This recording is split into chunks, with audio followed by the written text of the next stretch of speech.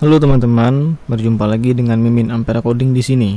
Pada video kali ini kita akan melanjutkan serial pembuatan aplikasi sederhana dengan bahasa pemrograman PHP dengan studi kasusnya itu daily activity ataupun kegiatan sehari-hari. Nah, di video sebelumnya kita sudah membahas tentang bagaimana cara proses penambahan datanya ke database. Nah, di video kali ini kita akan melanjutkan ke bagian pengubahan data. Nah, ini karena kita sudah siapkan linknya, jadi kita sudah siap untuk membuat file ubah dan hapusnya. Jadi kita masuk ke text editor, kemudian kita buat file baru di sini dengan nama ubah.php untuk menandakan halaman pengubahan datanya. Nah, kita sebenarnya nggak perlu mengulangi proses yang sama berulang kali ya. Jadi kita copy paste saja untuk lebih hemat tenaga dan waktu juga dan pikiran tentunya. Jadi kita ganti di sini ubah data kegiatan, di sini ubah data kegiatan.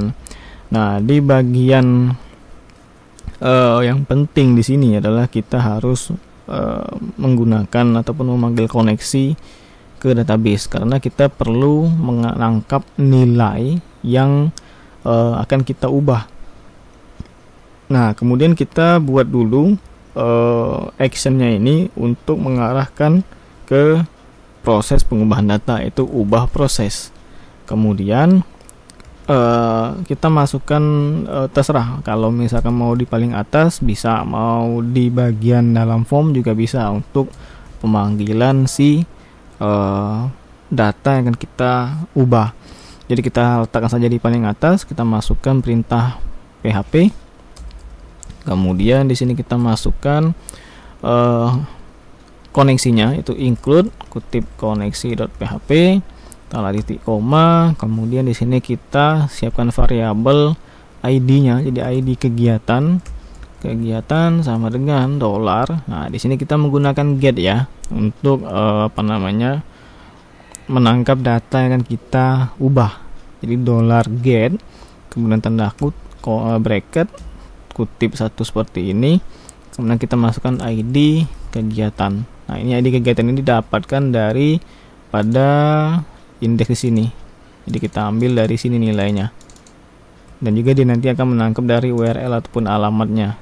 Oke, jadi kalau kita ubah di sini kan ini ubah.php ID kegiatan sama dengan 6 merupakan ID datanya, ID kegiatan merupakan parameter yang akan kita gunakan saat getnya ini.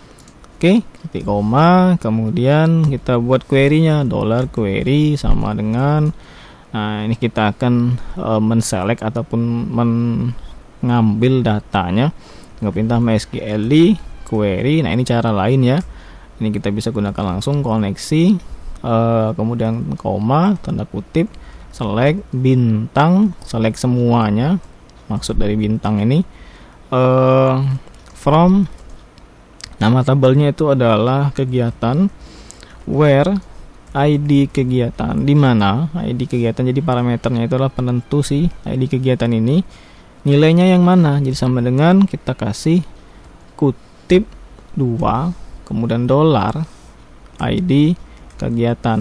Oke, ini mungkin saya buat seperti ini. Nah, ini udah di software namanya. Jadi kalau di text editor Visual Studio Code itu perintahnya bisa melalui tombol Alt Z atau di view toggle word wrap ini. Oke, kemudian kita kembali lagi ke sini.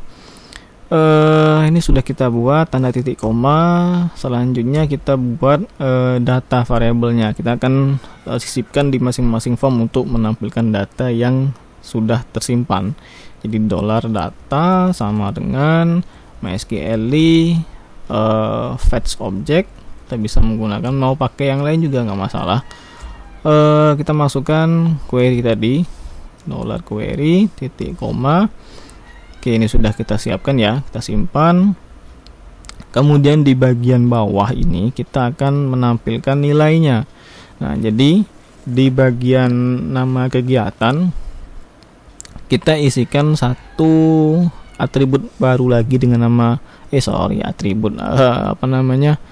value sama dengan, kita masukkan tadi nilainya adalah php echo $data tanda panah seperti ini. Kemudian apa namanya tadi, nama kegiatan coba kita cocokkan dengan indeks tadi. Oke, udah pakai, oke benar, nama kegiatan kita tutup di sini. Kemudian kita simpan dan kita coba cek. Nah, ini kan not found nih, pengubahan data, untuk pengubahan data karena kita sudah buat, harusnya tampil formnya ya. Ini saya reload. Nah, ubah data kegiatan, nama kegiatannya udah tampil.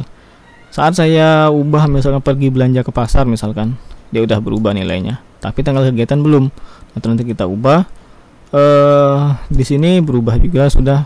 Nah, kita di bagian tanggal kegiatan ini kita masukkan value-nya, kita copy paste, kita letakkan di sini. Ini namanya ganti tanggal kegiatan, simpan, kita coba ubah. Nah, dia udah tampil ya, udah terselect data yang tersimpan dari database-nya. Kemudian kita lihat lagi di sini, misalkan kan 2020-0731. Nah, udah benar ini karena formatnya mengikuti dari HTML5 bawaannya, jadi formatnya hari, bulan, dan tahun. Tapi kalau di database dia formatnya itu kebalikan, tahun, bulan, tanggal. Tapi itu nggak masalah sih, karena nanti ketika suatu data yang dimasukkan oleh atribut seedDate itu, dia akan formatnya adalah tahun, bulan, dan tanggal. Nah, kemudian ada satu input lagi ataupun form yang wajib kita masukkan untuk apa namanya, sebenarnya nggak wajib juga ya, karena ada cara lain. Jadi kita bisa menggunakan si input form ini, yaitu kita tangkap URL yang menjadi parameter pengubahan data. Nah, kita bisa ambil URL-nya di sini misalkan 1 sebagai patokan untuk mengubah data yang mana. Nah, atau juga bisa cara gampangnya kita siapkan form baru, yaitu dengan nama input type-nya ini saya copy lagi saja, kemudian saya letakkan di atas button ini dengan nama ID kegiatan. Jadi parameternya itu adalah ID kegiatan. Type text ini kita kosongkan required-nya, placeholder kita buang karena kita nggak perlu. Value-nya di sini kita ganti menjadi ID kegiatan. Simpan, coba kita refresh. Nah, dia udah tampil nih. Jadi kita akan mengubah data dengan ID nomor 1. Yang kalau ini ID nomor 6. Nah, tapi kita tidak perlu menampilkan ID-nya ini. Jadi kita cukup sembunyikan saja dengan mengubah atribut type text ini menjadi hidden. Oke, hidden seperti ini. Kemudian coba kita refresh. Nah, dia udah nggak tampil. Nah, saat kita mengubah data itu nanti dia akan masuk ke proses ubah proses. Kurang lebih sintaks ataupun query-nya itu sama dengan saat penambahan tambah proses. Tapi nanti dia menggunakan perintah update bukan insert. Oke, jadi kalau kita lihat di sini, ini sudah kita siapkan formnya, mulai dari nama kegiatan, tanggal kegiatan, dan ID kegiatan. Oke, ini kita ganti menjadi ubah data, kita refresh. Nah, udah tampil nih. Nah, mungkin cukup untuk di proses ataupun menampilkan pengubahan data kegiatannya. Di video selanjutnya kita akan masuk ke proses untuk coding di ubah proses .php-nya. Jadi kita akan melakukan perintah untuk update melalui query MySQL-nya. Jadi setelah itu baru kita masuk ke bagian penghapusan data. Jadi semoga bermanfaat dan sampai jumpa di video selanjutnya.